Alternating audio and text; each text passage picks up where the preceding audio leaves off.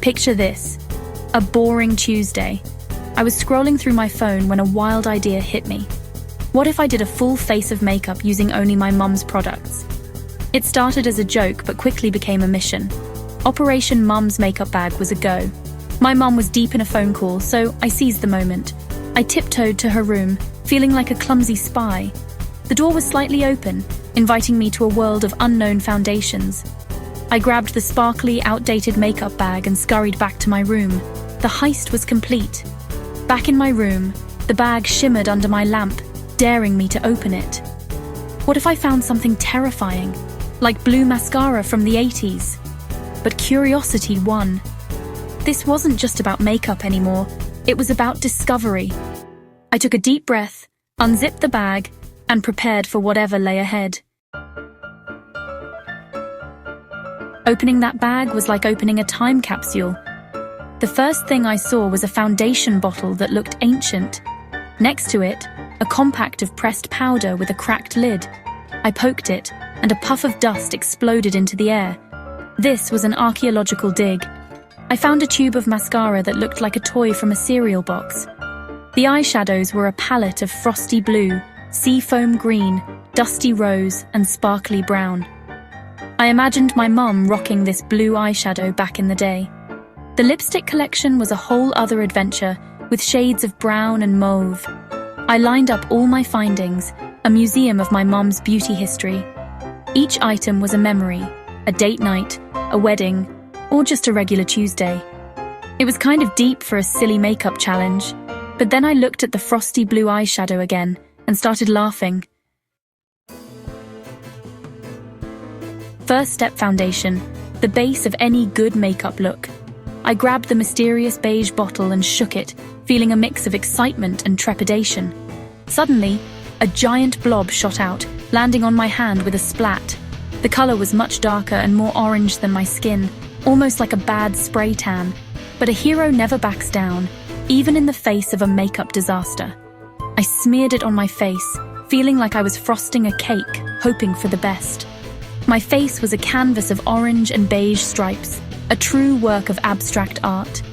I looked like a tiger who had a very bad day, or maybe a very creative one. I needed a tool, but my mum's bag offered no luxuries, just old, forgotten relics. Then I saw the powder puff from the cracked compact, a glimmer of hope. I dabbed at my face, hoping to blend the foundation into something presentable. It kind of worked. My face became one solid, albeit very orange color like a ripe pumpkin. I was no longer a tiger. Now I was a friendly Oompa Loompa, ready for the chocolate factory. With my face a uniform shade of sunset orange, I felt accomplished, like I had conquered a small mountain. I had survived the foundation fiasco, a true test of my makeup skills. It wasn't pretty, but it was a base, a starting point for the rest of my look. My face felt tight, like a clay mask left on too long, but I was determined to continue. This was the price of beauty, or at least the price of using makeup older than you are, a true relic of the past. I was ready for the next challenge, whatever it may be. Next up, eyebrows. I found a dark brown eyebrow pencil, sharp as a tiny weapon. Today, my eyebrows would be dramatic. I started to draw, going for a bold look. My eyebrow transformed into a giant dark caterpillar. I did the other one to match. Now I had two giant caterpillars on my face. They looked like they were about to crawl away. My claymation face had an expression of permanent surprise. I tried to fix them, but the pencil just smeared. Now, I had big, blurry, dark brown smudges above my eyes. I looked like a cartoon villain. This was not the eyebrows on fleek look I was hoping for. But you know what? I decided to own it. These were my brows now. They had personality and flair. What was the statement? I have no idea what I'm doing, but I'm having fun. With my new power brows, I felt ready to take on the world. Time for the main event, the eyeshadow. The frosty blue was calling to me. I used my finger to smear it all over my eyelid. The color was electric. My eyelid was a tiny, sparkling swimming pool. I decided to use the shimmery seafoam green on my other eye. It was a mermaid's dream, a magical, mystical green. Now I had one bright blue eye and one bright green eye. I looked like a tropical bird. It was a look, a vibe, a crime against fashion, but I was living for it. I used the rose color as a sort of contour. It didn't blend, just sat there, a pink stripe on an orange background. Then I used the sparkly brown on my other cheek. My face was a patchwork of colors: blue eye, green eye, pink cheek, brown cheek. I was a walking, talking piece of abstract art. The colors clashed beautifully. It was more than makeup, it was a story. A very colorful, very messy story. Now for the blush. I eyed the pot of shockingly pink powder. I used the powder puff again. A huge cloud of pink dust poofed up. A perfect bright pink circle appeared on my face. I looked like a little clay doll with rosy cheeks painted on. I tried to blend it, but the pink was powerful. It just spread, creating a giant hot pink splotch across my cheek. It was a catastrophe. My face was getting more colorful by the second. I had to do the other side. Poof! Another perfect pink circle. Now I had two. I looked like I had a terrible but very fabulous skin condition. My cheeks were glowing, literally. But instead of being embarrassed, I felt a strange sense of pride. I had committed to the look. This was my face, and it was undeniably fun. The finish line was in sight. All that was left was the lips. I picked up the tiny, stubby lip liner pencil. It was a dark, brownish-red color, very serious and very 90s.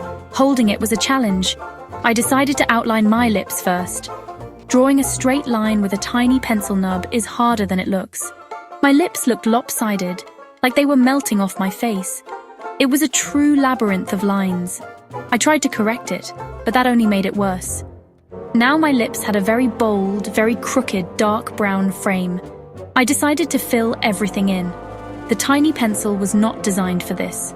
It took forever. The color was intense. My lips felt so dry. I looked in the mirror at my newly completed mouth. It was the final perfect piece of my chaotic masterpiece. The moment of truth had finally arrived, and my heart was pounding with anticipation. I stood up, feeling a mix of excitement and dread, and walked over to my full-length mirror, bracing myself for what I was about to see. The reflection that stared back at me was nothing short of glorious, unexpected, wild, and completely original. It was a hot mess of art, but art nonetheless. There was something strangely beautiful about the chaos on my face. My face had become a canvas of pure, unfiltered experimentation, each color and line telling its own story. The orange foundation was a bold choice, making me look like a sun-kissed pumpkin, but I kind of loved it. The angry, exaggerated eyebrows gave me an air of mystery, as if I was plotting something mischievous. The mismatched eyeshadows were a conversation starter all on their own. One eye electric blue, the other a wild green. The bright pink cheeks screamed fun. They made me look like I'd just run a marathon of laughter. The crooked, dark lips whispered, I tried my best, and honestly, that was enough for me. It was a masterpiece, and I loved it. I felt proud of my wild creation. I started posing in the mirror, striking different dramatic poses, channeling my inner superstar and making myself laugh. I laughed, and my whole face felt like a colorful, cracking mosaic, each crack a badge of honor. I looked like a character from a weird, wonderful cartoon, the kind you can't help but root for. A character who isn't afraid to mix blue and green or break every rule in the makeup book. I decided I had to show someone. This masterpiece deserved an audience, even if it was just my mom. I took a deep breath, gathered my courage, and walked out of my room to find my mom, heart racing. She turned, saw me, and her eyes went wide with surprise. Then she started laughing, the kind of laugh that fills a room. My masterpiece had brought us together in the silliest, most wonderful way, and in that moment, I felt truly seen. As I scrubbed my face that night, I thought about my adventure. The day had started out so ordinary, but somehow it ended up feeling like a tiny, personal journey. It started as a silly idea, but turned into so much more. What began as a moment of boredom quickly became a memory I'll never forget. Using my mum's makeup was like taking a peek into her past. Each item felt like a little time capsule, holding stories I'd never heard before. I saw the colors she thought were cool, the shades she once loved, and maybe even the trends she followed when she was my age. It made me see her not just as my mom, but as a person who was young once. Someone who had her own adventures, her own dreams, and her own sense of style. It was a weirdly sweet and humanizing experience. I felt closer to her, like I'd unlocked a secret window into her world. I also learned something about makeup itself. It's not just about looking a certain way. It's about experimenting, playing, and sometimes just being silly. I'm so used to my own routine, my own colors, my own rules. I usually stick to what I know, rarely stepping outside my comfort zone. But today, there were no rules. I let go of perfection and just let myself have fun. I used my fingers instead of brushes. It was messy, but it felt freeing, like finger painting when you're a kid. I put on way too much blush and drew my lips on crooked. My reflection looked ridiculous, but I couldn't stop laughing. And you know what? The world didn't end. It was fun. Sometimes, letting go is the best part.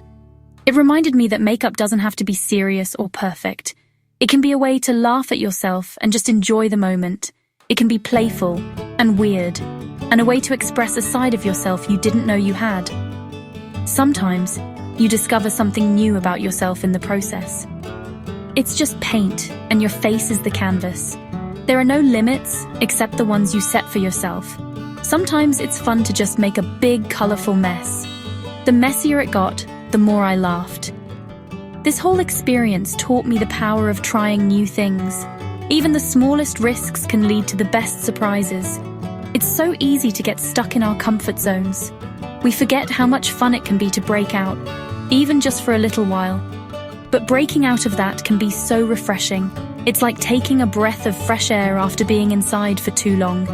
You might just find some ancient treasures, a whole lot of laughs, and a brand new, very colorful perspective. And maybe you'll even see yourself and the people you love a little differently.